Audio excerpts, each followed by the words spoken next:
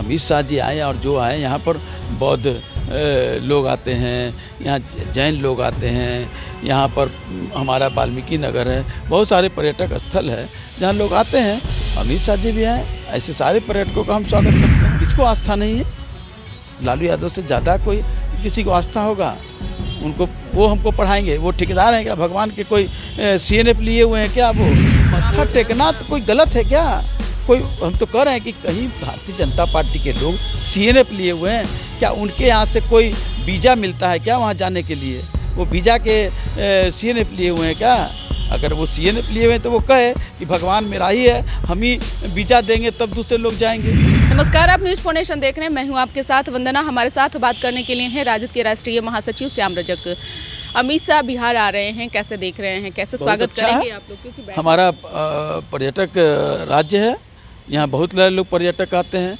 अभी तो पर्यटक पक्षी भी आ रही है जिसका यहाँ पर बिहार करने के लिए हर साल आते हैं। तो अमित शाह जी आए और जो आए यहाँ पर बौद्ध लोग आते हैं, यहाँ जैन लोग आते हैं, यहाँ पर हमारा वाल्मीकि नगर है, बहुत सारे पर्यटक स्थल है जहाँ लोग आते हैं। अमित शाह जी भी आए, ऐसे सारे पर्यटकों का हम स्वागत करते हैं। लेकिन बैठक मुख्यमंत्री लोग के साथ में होनी है, वो तो एक रूटीन वर्क है। पूर्वोत्तर राज्यों का बैठक होती है अलग अलग राज्यों में हर समय। इस बार बिहार को मिला है तो बिहार में आ रहे हैं, चूँकि उसके अध्यक्ष तो गृह मंत्री होते हैं तो आ रहे हैं उस बैठक के लिए, तो आए हैं। लेकिन कुछ करें तो खाली बैठक करने से होगा? बिहार में हमारी आबादी के अनुरूप केंद्रीय जो हमारे फोर्स हैं उसकी संख्या कम है, उस संख्या नहीं देते हैं। बिहार को विशेष राज्य का दर्जा नहीं देते, बिहार को विशेष सुविधा नहीं देते हैं, बिहार का पैसा वो काट लेते हैं जिससे बिहार का विकास नहीं हो पा रहा है।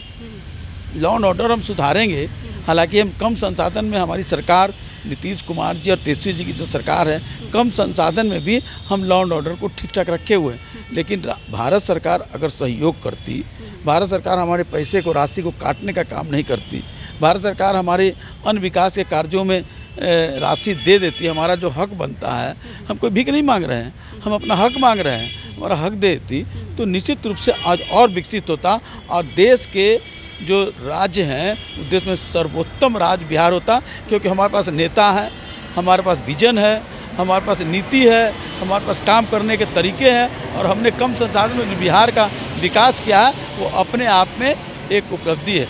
हमने जातीय जनगणना करा दिया, बता दिया पूरे देश में पहला कि किस आबादी में कितने आर्थिक विभिन्नता है, कितनी शैक्षणिक विभिन्नता है, कितनी सामाजिक विभिन्नता है, सब रिपोर्ट दिया। इसके आधार पर वो राशि दें, हमको राशि देंगे तो हम विकसित करेंगे। और जब तक बिहार विकसित नहीं होगा, देश विकसित की कल्पना कोरी कल्पना एक सवाल यह भी है कि पूर्व मुख्यमंत्री लालू प्रसाद यादव और परिवार सहित तेजस्वी यादव मत्था टेकने गए हैं बालाजी, इसको लेकर बिहार में खूब राजनीति हो रही है। विपक्ष कह रहा है कि नास्तिक से आस्तिक की ओर बढ़ रहे हैं, सनातन का विरोध करते थे या सनातन। मैं पाखंडवाद का विरोध करता हूँ, आडंबर का विरोध करता हूँ, आस्था मेरी आस्था है। किसको आस्था नहीं है? लालू यादव से ज़्यादा कोई किसी को आस्था होगा?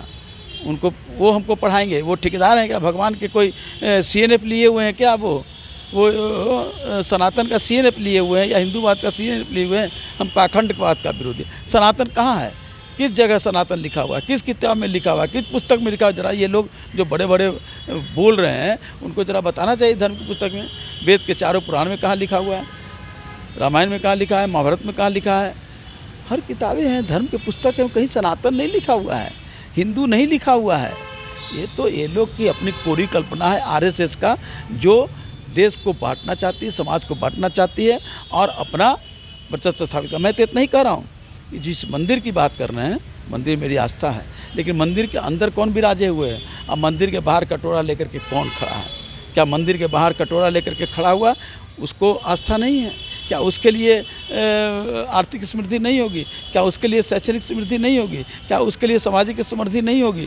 तो ऐसे लोग हैं जो सिर्फ मंदिर के अंदर जो लोग स्थापित हैं, जो लोग अंदर कब्जा कर लिए हैं, उन्हीं लोगों के लिए ये लोग प्रतिबद्ध हैं। तो कह रहे हैं ना कि चुनाव है, चुनाव मैं तो कह रहा हूँ, दौरा कर रहे हैं। और कौन दौरा कर रहे हैं? कौन दौरा कर रहे हैं? मत्था टेकने के बहाने ही मत्था टेकना तो कोई गलत है क्या? कोई हम तो कह रहे हैं कि कहीं भारतीय जनता पार्टी के लोग CNF लिए हुए हैं क्या? उनके यहाँ से कोई वीज़ा मिलता है क्या वहाँ जाने के लिए? वो वीज़ा के CNF लिए हुए हैं क्या? अगर वो CNF लिए हुए हैं तो वो कहे कि भगवान मेरा ही है, हम ही वीज़ा देंगे तब दूसरे लोग जाएंगे। 24 की चुनाव है लोकसभा में, 2024 का लोकसभा चुनाव को लेकर क्या तैयारी है? श्याम रजक कहाँ से चुनाव लड़ रहे हैं? आपके बारे में चर्चा हो रही है कि आप समस्तीपुर से 40 लोकसभा क्षेत्र से हमारा इंडिया गठबंधन चुनाव लड़ेगा। जो भी उम्मीदवार होगा उन सब लोगों को पूरी कार्यकर्ता पूरे महागठबंधन की और इंडिया गठबंधन के तमाम पार्टियां जो हैं मिल करके सभी को जिताने का काम श्याम करेंगी। रजक के बारे में जो चर्चा चली कि समस्तीपुर से चुनाव लड़ेंगे तो मुझे जानकारी नहीं, पार्टी तय करेगी, वहाँ इंडिया गठबंधन तय करेगा और तय होगा। उसके बाद जिसको जो जिम्मेदारी मिलेगी वो अपनी जिम्मेदारी का निर्वाह करेगा। बहुत बहुत शुक्रिया। तो आपने सुना कि क्या कुछ कहना था, इस खबर बस इतना ही। बने रहिए न्यूज़ नेशन के साथ। धन्यवाद।